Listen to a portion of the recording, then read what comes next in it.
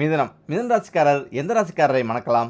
மிதுன ராசிக்காரர்கள் எப்பொழுதும் இரட்ட சிந்தனையுள்ளவர்களாக இருப்பார்கள். ஒரு செயலை தொடங்கும் போதே அதன் சாதபாதகங்கள் இரண்டையும் அலசி ஆராய்ந்த பின்பே செயல்படுவார்கள். எந்த செயலில் ஈடுபட்டாலும் நிதானத்துடனும் சாமர்த்தியத்துடனும் செயல்பட்டு வெற்றி பெறுவார்கள். சமூகத்தில் தங்களின் மதிப்பை உயர்த்தி காட்டுவார்கள். போலி ஆடம்பரமின்றி நடந்து கொள்ளும் குணம் படைத்தவர். ஓடுமீன் ஓட உருமீன் வரும் வரை வாடியிருக்கும் கொக்கை போல நின்று நிதானமாக ஆடி வெல்வார்கள்.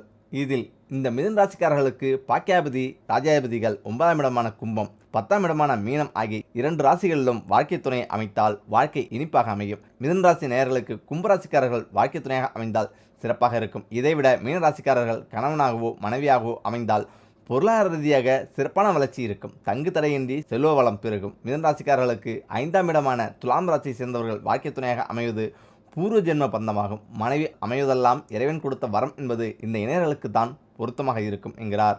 மிதுனம் மற்றும் துலாமுக்கு எப்படி இருக்கும்? மிதுன ராசிக்கு அதிபதி புதன் பகவான் அவர். கல்வி, ஞானம், தனம் ஆகியவற்றை தரக்கூடியவர்.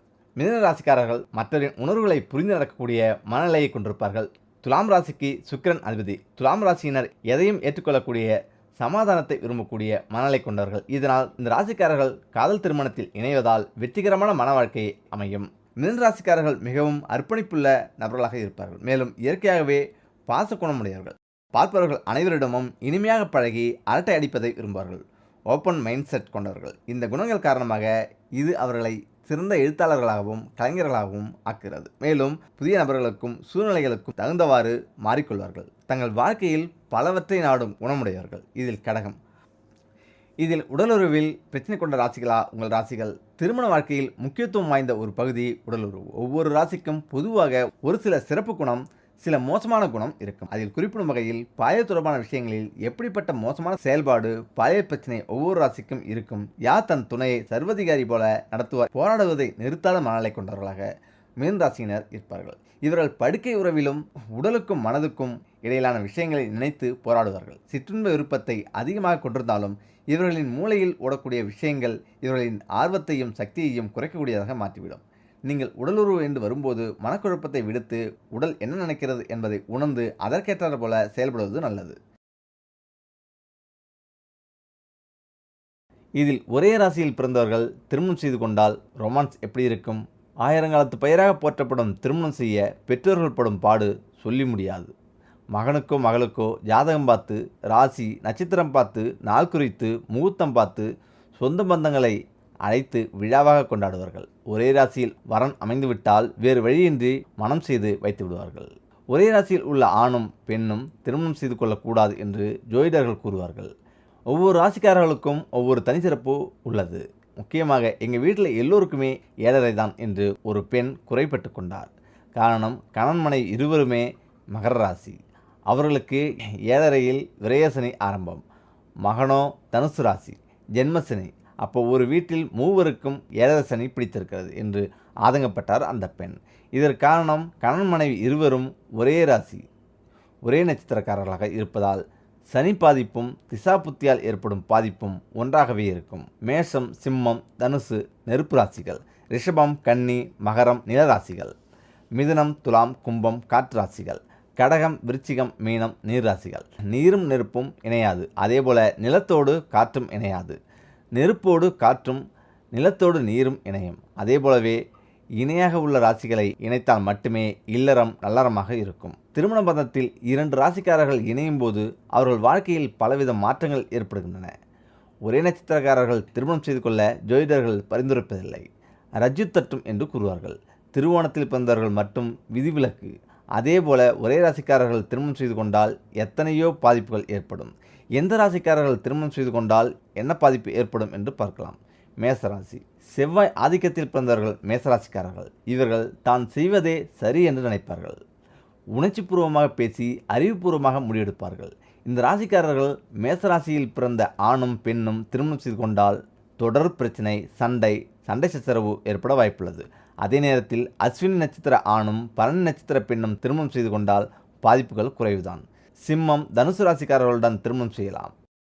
இதில் முக்கியமாக நீங்கள் அந்த விஷயத்தில் கில்லாடியா கணவன் மனைவி பிணைப்பை அதிகரிக்க பரிகாரங்கள் இதுதான். திருமணம் 1000 காலத்து பயிர். இரு மனம் இணைகின்றன. திருமண வாழ்க்கை சிறக்க தாம்பத்திய உறவு சிறப்பாக இருக்க வேண்டும். கணவன் மனைவியின் ஆயுள் பலமும் அம்சமாக இருக்க வேண்டும். நீண்ட ஆயுளோடு பரிபூர்ண சந்தோஷத்தோடு இருந்தால் மட்டுமே கணவனும் மனைவியும் நன்றாக இருக்க முடியும். தலைமுறை தலைமுறையாக சந்தோஷமாக இருக்க வேண்டும். திருமணத்துக்கு பொருத்தம் பார்க்கும்போது இருவரின் ஜாதகம் நடைபெறவுள்ள தசாபுத்திகள் எப்படி இருக்கிறது என்று பார்க்க வேண்டும். குரு பார்வை கலத்திரஸ்தானத்திற்கு இருக்கிறதா என்றும் கலத்திரக்காரகன் குருவின் நிலை எப்படி இருக்கிறது என்றும் பார்த்து மனம் முடிக்க வேண்டும். அப்பொழுதுதான் மனமொத்த தம்பதிகளாக இருவரும் இணைபிரியாமல் இருப்பார்கள். உயிரினங்கள் அனைவருக்கும் பசி தாகம் போல பாலுணர்வும் பொதுவானதுதான். இதில் சிலருக்கு அதிகமாக இருக்கும், சிலருக்கு குறைவாக இருக்கும். ஹார்மோன்கள் செய்யும் மாயத்தினாலும் நவகிரகங்களின் அமர்வை பொறுத்தும் சிலருக்கு கூடவோ குறையவோ இருக்கும். இதற்கு தான் திருமணத்தின் போது 10 பொருத்தம் பார்க்கிறார்கள். ஜாதகத்தில் கிரகங்கள் எப்படி இருக்கின்றன, தோஷம் இருக்கிறதா என்று பார்ப்பது இதற்கு தான். நாகதோஷம், செவ்வாய் தோஷம், சூரிய தோஷம், சுக்கிர தோஷம், கலத்தர தோஷம், மாங்கல்ய தோஷம் என பலவித தோஷங்கள் திருமணத்துக்கு தடையாக இருக்கின்றன. எந்த ராசிக்காரர்களுக்கு உணர்வுகள் அதிகம் என்பது ஜோதிடர்களுக்கு தெரியும். கிரகங்களின் அமர்வுகளை பொறுத்து ஆண் பெண் ஜாதகங்களை சேர்ப்பது அவசியம். சில ராசிக்காரர்களுடன் சேரவே கூடாது. அதேபோலதான் சில நட்சத்திரக்காரர்கள் அந்த மாதிரி விஷயத்தில் கூடுதல் ஆர்வத்துடன் இருப்பார்கள். எந்த ராசிக்காரர்களுக்கு பாலுணர்வு எப்படி இருக்கும் என்று, எந்த நட்சத்திரக்காரர்கள் அந்த விஷயத்தில் எப்படி என்று பார்க்கலாம். கணவன் மனைவி உறவு பிணைப்பு அதிகரிக்க பரிகாரங்களையும் பார்க்கலாம். இதில் நெருப்பு ராசிக்காரர்கள், மிதன ராசிக்காரர்களுக்கு அந்த உணர்வுகள் அதிகமாகவே இருக்கும். சும்மா தாண்டவமாடுமாம். நெருப்பு ராசிக்காரர்களான மேஷம், சிம்மம், தனுசு ராசியில் பிறந்தவர்களுக்கு அந்த உணர்வு பொதுவாகவே அதிகமாக இருக்கும். ரிஷபம், கன்னி, துலாம், மகரம், கும்பராசிக்காரர்களுக்கு மிதமாக இருக்கும். அதிலும் துலாம், கும்பராசிக்காரர்கள் எதையும் வெளிக்காட்டிக் கொள்ள மாட்டார்கள். கடகம், விருச்சிகம், மீன ராசிக்காரர்களுக்கு அதில் ஆர்வம் குறைவாகவே இருக்கும். யாருக்கு ஆர்வம் அதிகம்? நட்சத்திரங்களுக்கும் மனிதர்களின் பாலியல் உணர்வுகளுக்கும் நெருங்கிய தொடர்பு உள்ளது. அஸ்வினி, மிருகசீரிஷம், மகம், உத்திரம், அனுஷம், மூலம், உத்திராடம் நட்சத்திரங்களில் பிறந்தவர்களுக்கு அந்த விஷயத்தில் உணர்வு அதிகம் இருக்கும். அமைதியான அடக்கமானவர்கள் இதுதான். பரணி, திருவாத்திரை, புனர்பூசம், பூரம், அஸ்தம், சுவாதி, திருவோணம், பூராடம், ரேவதி நட்சத்திரத்தில் பிறந்தவர்களுக்கு அந்த விஷயத்தில் ஆர்வம் மிதமாக இருக்கும். அதே நேரத்தில் கார்த்திகை, ரோகிணி, பூசம், ஆயில்யம், சித்திரை, விசாகம், கேட்டை, அவிட்டம், சதயம், பூரட்டாதி, உத்திரட்டாதி சராசரி செக்ஸ் உணர்வு இருக்கும். அதை வெளியே காட்டிக்கொள்ள மாட்டார்கள். அதே நேரம் ஏக்கம் அதிகமாக இருக்கும். 8இல் செவ்வாய், 6இல் சனி, 2இல் சூரியன் இருந்தால் ஓயாது உறவில் ஈடுபடுவார்கள். புதன், சுக்கிரன் 7இல் இணைந்தால் நல்ல துணையும் சுகமான இன்பத்தையும் அனுபவிப்பார்கள். மிதுனம், துலாம், ரிஷபம் இவைகளில் 7இல் சுக்கிரன் இருந்தாலும் காம உணர்வு அதிகம். சுக்கிரன் 1, 5, 9இல் இருந்தால் அந்த ஜாதகர் ஆயுள் முழுவதும் பெண்களின் அங்க அவயங்களை பற்றி எப்பொழுதும் எண்ணிக்கொண்டே இருப்பார். ஆர்வமின்மை. சிலருக்கு தாம்பத்திய உறவில் ஆர்வமின்மை இருக்கும். அதே நேரத்தில் பெண்களுக்கு அதிக ஆர்வம் இருக்கும்.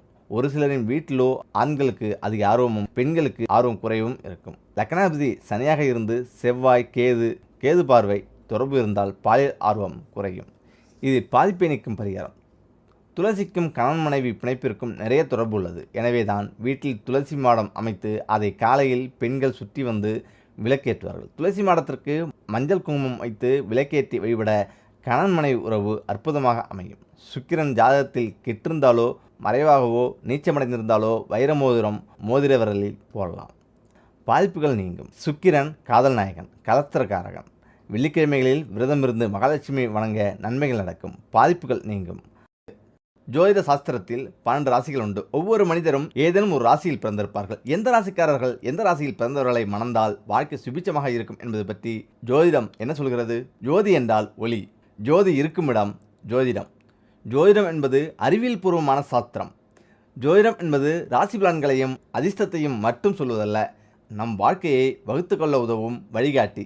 இதை துணையாக கொண்டு வாழ்க்கை பயணத்தில் பயணித்தால் நமது பயணம் தடைகளும் சிக்கல்களும் இல்லாத பயணமாக அமையும். குறிப்பாக நம் வாழ்க்கை துணையை தேடும்போது ஜோதிடத்தின் துணையுடன் தேடுவது நல்லது. மிதுனம் ராசிக்காரர் எந்த ராசிக்காரரை மணக்கலாம்? மிதுன ராசிக்காரர்கள் எப்பொழுதும் இரட்ட சிந்தனையுள்ளவர்களாக இருப்பார்கள். ஒரு செயலை தொடங்கும் போதே அதன் சாதபாதகங்கள் இரண்டையும் அலசி ஆராய்ந்த பின்பே செயல்படுவார்கள். எந்த செயலில் ஈடுபட்டாலும் நிதானத்துடனும் சாமர்த்தியத்துடனும் செயல்பட்டு வெற்றி பெறுவார்கள். சமூகத்தில் தங்களின் மதிப்பை உயர்த்தி காட்டுவார்கள். போலி ஆடம்பரமின்றி நடந்து கொள்ளும் குணம் படைத்தவர். ஓடுமீன் ஓட உருமீன் வரும் வரை வாடியிருக்கும் கொக்கை போல நின்று நிதானமாக ஆடி வெல்வார்கள்.